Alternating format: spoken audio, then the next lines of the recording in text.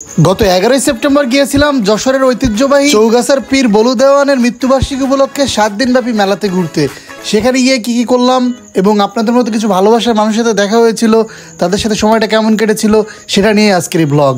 20 টাকা আবার বলো, ওই ওই রই রই মামা 20 টাকায় হবে না, গাড়ি হবে না, বাড়ি টুকটুকি। গত 10 সেপ্টেম্বর আমি ফেসবুকে একটা পোস্ট দেখেছিলাম যে বলু মেলা শুরু হতে যাচ্ছে। তো হঠাৎ করে কোনো পরিকল্পনা ছাড়াই বেরিয়ে পড়লাম। তার পরের দিন দুপুরের পর তো আমার সাথে যাচ্ছিল আমাদের টিমের সজীব, আর আরেকটা বাইকে যাচ্ছিল আমার কিছু ভাই ব্রাদার। টানা 40 কিলোমিটার পথ পাড়ি দেওয়ার পরে আমরা গিয়ে পৌঁছালাম চৌগাছা ব্রিজের উপরে। ব্রিজটা অনেক সুন্দর। তো সেখান থেকে আমি একজনের কাছে জিজ্ঞাসা করেছিলাম যে ওখান থেকে কত দূর। সে বললো 10 কিলোমিটার, কিন্তু আসলে ওই জায়গাটা ছিল 2 থেকে 2.5 কিলোমিটার। হয়তো ভাইটি সেটা জানতো না। আমি গিয়ে গাড়ি পার্কিং করতেছিলাম, আর ওখানে আমার এক ভালোবাসার মানুষ চলে আসলো, আমার এক ভাই ব্রাদার চলে আসলো, বললো যে ভাই একটা ছবি তোলা যাবে। তো যাই হোক আমি বললাম যে ভাই গাড়িটা পার্কিং করে নিই, তারপরে ছবি তুলবো। তো যাই হোক প্রথম থেকেই আপনাদের সঙ্গে দেখা হয়ে খুবই ভালো লাগলো। কি ব্লগস নাকি? তো প্রথমে ওখানে গিয়ে আমরা যেটা আবিষ্কার করলাম সেটা হচ্ছে ট্রাফিক জ্যাম। গ্রামের এই রাস্তাতে এই পরিমাণ জ্যাম দেখে আমি তো পুরো হতবাক। তারপর ভেতরে ঢুকে গেলাম মেলার মাঠে। তো আশেপাশে 2 সাইডে মিষ্টির দোকান, বিভিন্ন ধরনের ফলের দোকান ছিল, বিভিন্ন বাচ্চাদের খেলনা, নানান রকম জিনিস মেলার মাঠে যেটা থাকে আর কি। তো হাঁটতেছি ভাবতেছি এটা শেষ কোথায়। যেদিকে চোখ যাচ্ছে সেদিকে হচ্ছে মেলার দোকান। আর এরকম জায়গায় যেতে তো খুবই ভালো লাগে। আমি ফার্স্ট টাইম এখানে গিয়েছি, তো এখানকার বিষয়ে কোনো আমার ধারণা ছিল না। এই গ্রামটার নামও আমি জানি না, যদি কেউ জেনে থাকেন অবশ্যই কমেন্টে জানাবেন। তো এখানে খাটপালঙ্ক বিক্রি হচ্ছে। তারপর আমরা সামনের দিকে এগিয়ে গেলাম। অবশেষে আমরা গিয়ে পেলাম নাগরদোল, অর্থাৎ নৌকা, যেটা বর্তমানে এটা খুবই ফেমাস। আমি কখনো এটাতে উঠি নাই, কারণ আমার সাহস হয় নাই।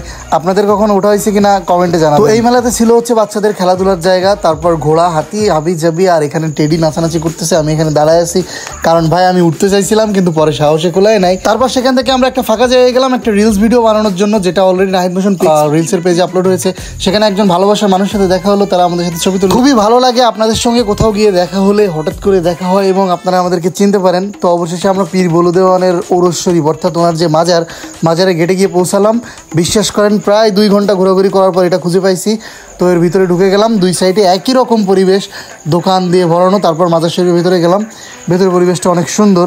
কিছুক্ষণ মাজারে দাঁড়িয়ে থাকার পর ওখান থেকে বেরিয়ে পড়লাম নদীর পাড়ে যাওয়ার জন্য। ওখানে দেখলাম সাউন্ড বক্স বাজতেছে, অনেকে নাচানাচি করতেছে, খুবই আনন্দ করছে। এই ভাইগুলো আইসক্রিমের গাড়িতে সাউন্ড বক্স বাজিয়ে খুবই নাচানাচি করতেছিল। কপিরাইটের জন্য মিউজিকটা দিতে পারলাম না। এখানে আবার স্পিড বোট ভাড়া পাওয়া যাচ্ছিল। স্পিড বোটের টিকিট ছিল হচ্ছে 50 টাকা। এই স্পিড বোট সম্ভবত আপনাকে উঠিয়ে নিয়ে চৌগাছার পাশ থেকে ঘুরিয়ে নিয়ে আসবে, অর্থাৎ চৌগাছা যে মেন শহর পাশ থেকে ঘুরিয়ে আনবে। তারপর একটা দোকানে খাওয়া দাওয়া করলাম। এরপরে আবার আমার কিছু মাইনর সিটিজেন, ছোট ছোট ফ্যানের সাথে দেখা হয়ে গেল। তারা আমাকে ছাড়তে চাচ্ছিল না। আমি তাদেরকে বেশ কয়েকটা সেলফি তুলে দিলাম। দেওয়ার পর 2 সাইডে এই যে খাবার দাবারের দোকান। এইদিকে বেশ রাত হয়ে গিয়েছে, আমরা বাসায় ফিরবো। তো এরপরে শুরু হলো কেনাকাটা পর্ব।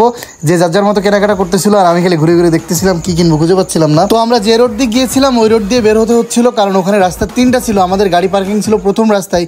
তাই আবার সেই দোলনা টোলনা দেখে আবার একটু ঘোরাঘুরি করলাম। ওখান থেকে ঘোরাঘুরি করতে করতে এরপর খিদে লেগে গেলো, গেলাম হালিম খাইতে। যাই হোক হালিম খাইছি, হালিমের মানটা যথেষ্ট পরিমাণ ভালো ছিল। তো ওখান থেকে খাওয়া দাওয়া শেষ করে আমরা বাসার উদ্দেশ্যে রওনা দেবো। তখনই আবার কিছু ভাই ব্রাদারের সাথে দেখা হয়ে গেল, তাদের সাথে একটু সময় কাটালাম। তো একজন দাঁড়া করে এলে আরো কয়েকজন চলে আসে, সবার সঙ্গে একটু সময় দিতে হয়। সবাইকে সময় দিয়ে এই যে সোনার চামচ কিনছিলাম এখান থেকে ভিডিও বানানোর জন্য, যেটার ভিডিও নেক্সটে আসতেছে। এখানে আবার বিভিন্ন ধরনের শোপিস তৈরি করতেছে। এখানে পুতুল, এখানে মিষ্টি খাবার দাবার। ভাই এখানে কি নাই, এখানে খালি বউ নাই। তো যাই হোক এখানে অনেকগুলো টেডি বিয়ার দেখলাম। তারপরে এখানে কিসের দোকান ছিল এত এক্সপ্লেইন করতে পারবো না। তো বাসার জন্য কিছু কেনাকাটা করতেছিলাম। কেনাকাটা শেষ করে ফাইনালি আমরা বাসার উদ্দেশ্যে রওনা দিব। ওই মুহূর্তে আমার একটা অডিয়েন্সের সাথে দেখা হয়ে গেল। এখানে দোকান দিয়েছে, আমার ভিডিও দেখে এবং আমাকে দেখে চিনতে পারছে। তো তারপর আমাদের গাড়ির টোকেনটা দিয়ে আমি গাড়িটা ব্যাক করতেছিলাম। ওখান থেকে বাসায় চলে আসতে হবে। অলরেডি রাত প্রায় 9টা বেজে গেছে। আর আমার বাসা যেহেতু ওই মেলা থেকে 40 কিলোমিটার দূরে, তো আমার আসতে তো প্রায় 1 ঘন্টা সময় লাগবে। 10টা 20-এর দিকে বাসায় এসে পৌঁছেছিলাম। তবে এই মেলায় গেলে একটা দিকে খেয়াল রাখবেন, এখানে প্রচন্ড পরিমাণ ভিড়। বাচ্চা নিয়ে গেলে বাচ্চা সাবধান, আর পকেটের মোবাইলটা সাবধান। ধন্যবাদ।